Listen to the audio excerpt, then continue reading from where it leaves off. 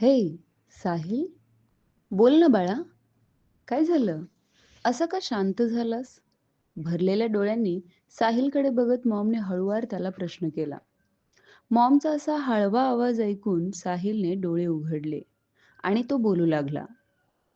Maugham, एक मुलगी आहे.